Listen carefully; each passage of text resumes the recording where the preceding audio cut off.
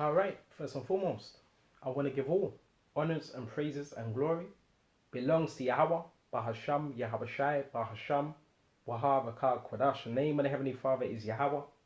Son's name is Yahabashai, in who I reverence. Honors to the apostles that are in the Holy Spirit and to the hopeful elect across the globe and to the few, very few brothers and sisters that are listening and also learning in the hopes being saved within these last days. All right.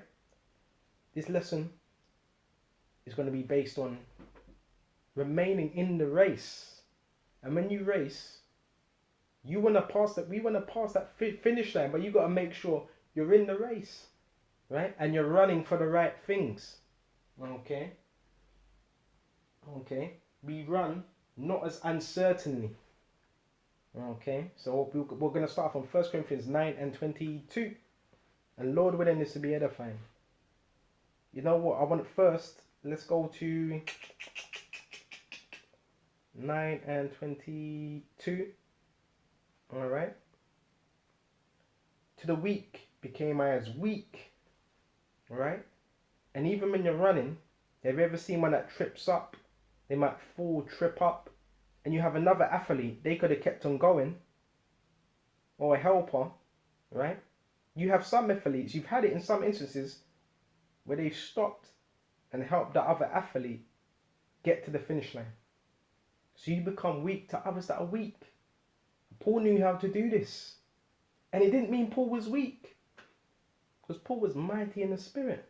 But he became to the weak as weak, that I might gain the weak. So now I had to switch it on, switch it off. It doesn't mean Paul was acting. Well, you know, it doesn't mean he was acting. He used guile, but he used guile in the right way. And I am made all things to all men. Right? Remember, to the barbarians, he was as a barbarian. To the Greeks, he was as a Greek. But I made all things to all men that I might by means save some through what? The words. And this I do for the gospel's sake, that I might be a partaker thereof with you. Okay, a partaker of what? The kingdom. Verse 24, know ye not, this is the premise of the lesson. Know ye not that they which run in a race run all. Here we go. Okay.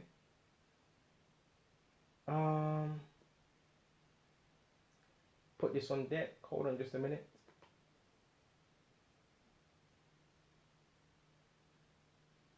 Know ye not that they which run in a race, and this is a race, run all, but one receiveth the prize. So we want that prize, right? So run that you may obtain. Right? We're going to get into these words. And the word for prize in the Greek is brabion. Brabion. The award to the victor in the games. A prize. Metaphor of the heavenly reward for so-called Christian character. Right? So there's a spiritual meaning before everything that is physical. So spiritually, what do we want? That heavenly reward. Right? We want to be part of that first, okay, that first resurrection, reigning with Yahushua. Okay? Prize in public games and the spiritual. Because what have you got going on? Right? You've had this Commonwealth, which all that is very satanic. The Commonwealth games and all of that. But they're running for something they believe in. Even though it's a carnal prize they're getting. Right? And they work hard to do it. That receive the prize of run that you may obtain. Hold on to. Alright. So we gotta run. And if you're running, that means you're actually in the race. 25, verse 25. And every man that striveth. So what are we striving for?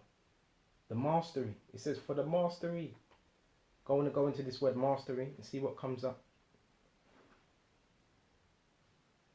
Aganozama, as a nagama. Mastery, to enter into a contest, to contend in the gymnastic games. You see, to contend with adversaries, spiritually fight. Metaphor to contend. So what are you contending with? Paul said in somewhere in Acts through through much tribulation shall we enter into the kingdom of heaven. So a metaphor to contend to struggle with difficulties and dangers is right here. Right? So it ain't just where you're going to be running, you're just going to be smooth sailing. To endeavour with strenuous zeal, strive to obtain, do something. You look at these athletes, these runners, a lot of them look tired, you know, panting. And when some of them reach the finish line, they fall on the ground, right? Because they've put everything into it to strive. All right? So we're supposed to be strive for that mastery. All right? So when you want mastery, you're doing everything you can. You're eating certain foods, good foods, right? May eat a bit of pasta. That's good for athletes as well. What they eat, a lot of pasta, some onions, a little bit of broccoli. You know what I'm saying? That good stuff, they're eating the best of foods. Okay? It's temperate. So he that's striving for the mastery is temperate in all things. And a lot of men, they mistake their temperance, and it's a dangerous thing when you use the scriptures to justify why you're not serving Yahweh like you should be. That's one of the worst things you could do, is use the scriptures to justify why you can't serve Yahweh. And when you go into the word temperate, it's inkrat, your omo, your omi. So someone that's temperate, it just means self-controlled, continent, right? It doesn't mean you stop and you're lukewarm, because I've had individuals that have told me that. Oh, he's not temperate enough. No, I am. I'm very temperate. Temperate just means you're self-controlled in what you're doing. Right? Don't mistake temperance for not doing anything, for being lukewarm. To exhibit self-government. So the scripture says also we examine ourselves whether you be in the faith. So we self-govern ourselves first. Conduct oneself temperately. In a figure drawn from athletes. So even Paul at that time, what was going on? The Olympics, remember, he was a Roman citizen, so the Olympics, he was amongst the Greeks. You can bet he was probably watching some of these games. A figure drawn from athletes who in preparing themselves for the games abstain from unwholesome food. You're not going to see no world-class professional athletes eating pizza. Right? What else? Drinking large quantities of wine. You're not going to see him doing that. Right? You're not going to see him eating them foods. Wine and sexual indulgence. Because sex weakens the knees. And a lot of your power is in what? Your semen. That's a fact. And it don't weaken the knees. It weakens your whole body. Okay? And there was a thing out a couple years ago. What was it? 2012. I believe it's 2012. It was so bad.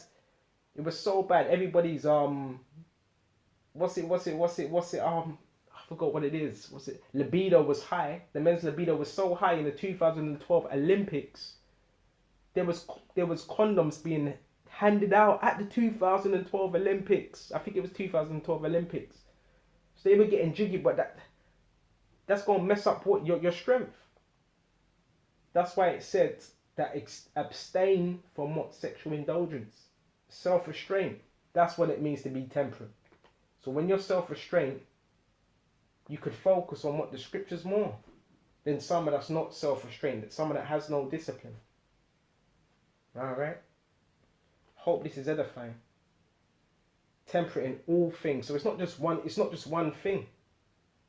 It's all areas of our lives we become more temperate, right? More balanced in all things. Now they do it to obtain a corruptible crown. The people of the world. They're doing it for a corruptible crown. And that's where vainglory sets in. And corruptible is something that can decay. Something that is perishable. Right? And the athletes, they are doing it for a corruptible crown. That's all they get at the end of that. So all year round, they're training. Several years, not just all year round. Several years, they're training. That's all they get. Is, what's it? That little nugget. Right? That they buy, right? Ridiculous. It's ridiculous. A little medal. That's all they get. That's a corruptible crown. Right? All the boxers, when they box, what do they get? A belt. And it's not even real gold. Okay? But we are incorruptible. So that's what we're fighting for. That's what we're striving for. Incorruptible crown with Yahweh Shai. And with that, there's going to be what? Much distress. Right? I therefore so run. So we gotta run. I've heard men talk about all types of stuff. So make jokes and take this truth for a joke. Talking about pacemaker. And a pacemaker is someone that helps you run, but they fall out of the race. That's why the scriptures make your calling and election sure. If you do these things, you shall never fall. You got men that make jokes, talk down upon other men that are diligent for Yahweh Shai. Basically haters. And you are going to get some pacemakers. You just want to pray you're not one of them. We're not one of them. Right? But the more you're in the truth, the more Yahweh Shai can what? Add unto you. I therefore shall run, not as uncertainly. Right? So when anybody's in a race, the moment you start to doubt, pretty much sure you're not going to win that race. If you're running uncertainty, if you have that doubt, right? You're more likely going to come last, fourth, third. So when you're in your race, you want to be what? You want to come first. So I fight not as one that beateth the air. So even when you're fighting, when you go to the new, I think it's new translation, therefore I shall run. I do not run aimlessly. So a lot of men in this truth, but they don't really know what they are part of. That would be you running aimlessly. Right? I do not fight like I am beating the air. That's shadow boxing. You're in a boxing match. The more punches you miss, the more tired you're going to get, fatigued you're going to get. Or not as one that beateth the air. So even with these lessons, straight to the point, decisive. You hit the target. It's not 5-10 minutes into the video and it's like, what's this guy talking about? Where's he going with this? But I keep under my body. Very, very, very, very heavy thing. I keep under my body. That's that restraint. That's that self-discipline. Go to what keep under. Ho padedes. High papazio. Right? Sounds Italian. Like a boxer. Listen. Like a boxer, one who buffets his body. Right? You're getting your body into shape. Right? Long time training. Handle it roughly. Disciplined by hardships. Metaphor. To give one intolerable annoyance. Right? To beat one out, to wear one out. Right? And nothing's better than a good trainer that knows what he needs to do to get you in that position, to get you in a better position. The part of the faith that is under the eyes. Alright? So therefore, where was I? Keep under my body and bring it into subjection. It's that by any means when I preach to others, I myself should be a castaway. And that's the last thing we want. And a castaway is basically a reprobate. Someone that Yahweh has no more what delighting. And a castaway is, check this out, a dokimos. Someone that's not standing the test, not approved. And this is why I always say experience is so key. Right? It's easy to give instruction on somebody else's life. Do this, don't do this, do that. But have you even stand that test? Because men, they're comfortable in their little comfort zone, their little barrier. Right? You can't really talk on another man's life, what he should be doing, if you're not doing it yourself. I'm in the trenches. I'm still in the trenches, so I can speak on these particular things through that experience. It says not approved. Properly use of metals and coins. And metals and coins, what they tried. That which does not prove itself such as it ought. That's why the scripture says, prove your own selves. Whether you be reprobate, unfit, unproved, spurious, reprobate. So you have men that are going to be unfit for salvation and really unproved. And this is what we're talking about. When it comes to experience, well, what experience have you been through in Yahweh Shai? In this truth.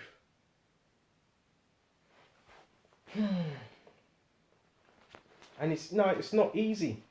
But that's how we have to keep the flesh in check. We still do things, right? And even exercise, brothers. It's good to exercise. It's good to go for walks. It's good to get fresh air, right? It's good to eat good food, healthy food. This all helps.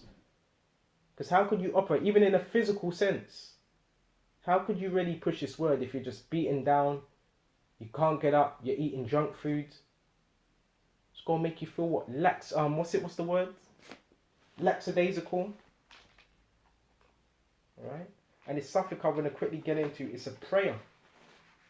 See if I can find it.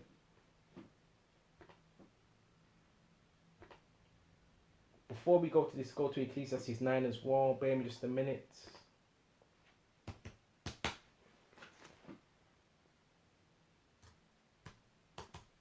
And I find out the biggest critics are always the ones that are not doing exactly what they're saying or what another man's doing. They're your biggest critics. Excuse me just a minute.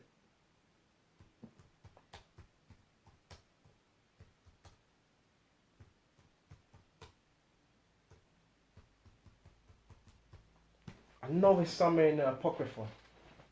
If I can find it. Excuse me.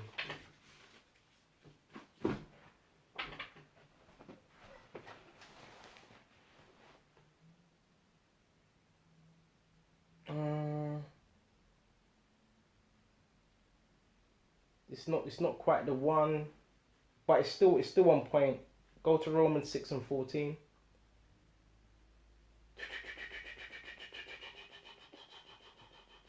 Excuse me just a minute. Go to Romans 6 and 19. I speak after the manner of men because of the infirmity of your flesh. And different brothers, it is harder for some brothers to do the work because they have, yes, infirmities in the flesh. You know, diseases, pains. For as ye have yielded your members servants to uncleanness and to iniquity, unto iniquity, even now so yield when we are in the world. And even sometimes in the truth, that can happen. Even now so yield your members servants to righteousness, unto holiness. So now our members, what are we yielding to? Not sin, but to holiness. For when ye were servants of sin, ye were free from righteousness. We weren't doing the right things. You had the sentence of what? Death over us. But now we're not servants of sin.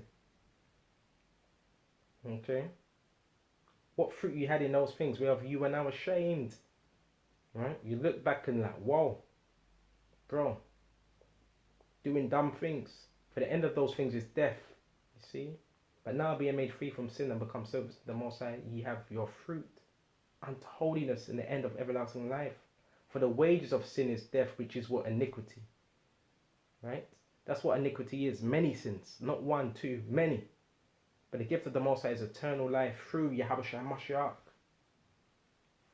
our Lord. And that's why we need to what? Serve him to the best of our ability. And what?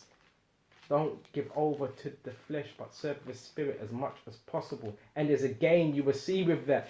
There's a gain you see with it. Spiritually, you gain. And Yahweh sees that. Galatians 5 and 16. This I say then, walk in the spirit, and you shall not fulfill the lust of the flesh. When you're walking in the spirit. So everything you're seeing, to the best of our ability, you're filtering it through the scriptures. That's you walking in the spirit. And you shall not fulfill the lust of the flesh, for the flesh lusteth against the spirit, and the spirit against the flesh. So it's a war. It's like a tug of war. Every single day. Your flesh is telling you, nah, do this. Right? Your spirit's saying you, no, serve the Lord. Your flesh is saying, no, don't do that. Okay? And the spirit against the flesh, and these are contrary one to the other, so that you cannot do the things that you would. Right? But within that, there's still a balance. But I always say this, at the end of the day, weigh out what you done more. Was you serving the flesh more, or was you serving the spirit more? And that's it. And with that, you doing that and you weighing that out, you can see, well, need to work on this, need to work on that. But if you are led of the spirit, you're not under the law. Because if you're walking in the spirit, you're doing the things that are pertaining to the law. Okay? They're doing all those things that are pertaining to the law. Right? So with this lesson, I'm going to shut off here. Lord willing, this was edifying. And any of you brothers or sisters that are listening, you may be struggling with anything, you know, just pray to your Yahawashi. Right? That's another lesson in itself. Prayer. Pray to your Yahawashi. Right? And he will help you. Until the next time. Shalom.